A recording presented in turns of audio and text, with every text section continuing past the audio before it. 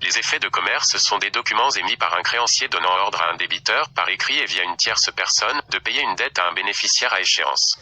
On compte parmi les effets de commerce la lettre de change ou un billet à ordre, entre autres. Les effets de commerce sont des moyens de paiement utiles aux entreprises dans le cadre de relations commerciales avec des délais de paiement. Cela permet de sécuriser et formaliser les conditions de paiement. Les effets de commerce, principe. Les effets de commerce mettent en scène 3 intervenants. Un débiteur appelé tiré. Un créancier appelé tireur. Une banque qui joue l'intermédiaire. Les effets de commerce ne sont pas liés à un compte bancaire, ils peuvent donc être échangés. On appellera porteur celui qui est en possession de l'effet de commerce. Ce sera le bénéficiaire de la créance initialement acceptée par le tiré. Pour la lettre de change, c'est le tireur qui émet la lettre. Concernant le billet à ordre, c'est le tiré qui émet le billet. Les effets de commerce, acceptation et endossement. Le tiré accepte l'effet de commerce en signant le document. Ce n'est ni plus ni moins qu'une reconnaissance de dette avec une date d'échéance. Le tireur, lui, pour l'endosser doit le signer au verso comme un chèque classique. Il transmet l'effet de commerce à sa banque pour obtenir l'argent. Si le tireur endosse la créance, alors il sera également le bénéficiaire ou le porteur.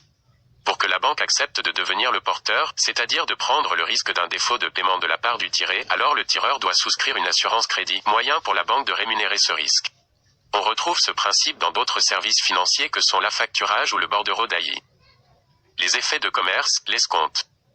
L'escompte sur les effets de commerce permet au tireur d'obtenir l'argent de la créance avant la date d'échéance. La banque se rémunérera via des agios et des commissions car ce n'est rien d'autre qu'une avance de trésorerie. Les effets de commerce sont considérés par la banque comme une garantie à l'octroi d'un prêt de trésorerie. TIME Receipt, l'appli que les dirigeants adorent. Rassemblez toutes vos factures d'achat dans une seule appli et jetez-les grâce à la fonction valeur probante. Note moyenne pour cet article, 18 votes. Je crée mon entreprise gratuit. Je confie ma compta.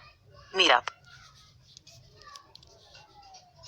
Les effets de commerce sont des documents émis par un créancier donnant ordre à un débiteur, par écrit et via une tierce personne, de payer une dette à un bénéficiaire à échéance. On compte parmi les effets de commerce la lettre de change ou un billet à ordre, entre autres. Les effets de commerce sont des moyens de paiement utiles aux entreprises dans le cadre de relations commerciales avec des délais de paiement. Cela permet de sécuriser et formaliser les conditions de paiement. Les effets de commerce, principe. Les effets de commerce mettent en scène 3 intervenants. Un débiteur appelé tiré. Un créancier appelé tireur. Une banque qui joue l'intermédiaire. Les effets de commerce ne sont pas liés à un compte bancaire, ils peuvent donc être échangés. On appellera porteur celui qui est en possession de l'effet de commerce. Ce sera le bénéficiaire de la créance initialement acceptée par le tiré. Pour la lettre de change, c'est le tireur qui émet la lettre. Concernant le billet à ordre, c'est le tiré qui émet le billet. Les effets de commerce, acceptation et endossement. Le tiré accepte l'effet de commerce en signant le document. Ce n'est ni plus ni moins qu'une reconnaissance de dette avec une date d'échéance. Le tireur, lui, pour l'endosser doit le signer au verso comme un chèque classique.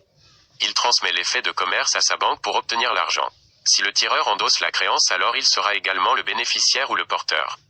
Pour que la banque accepte de devenir le porteur, c'est-à-dire de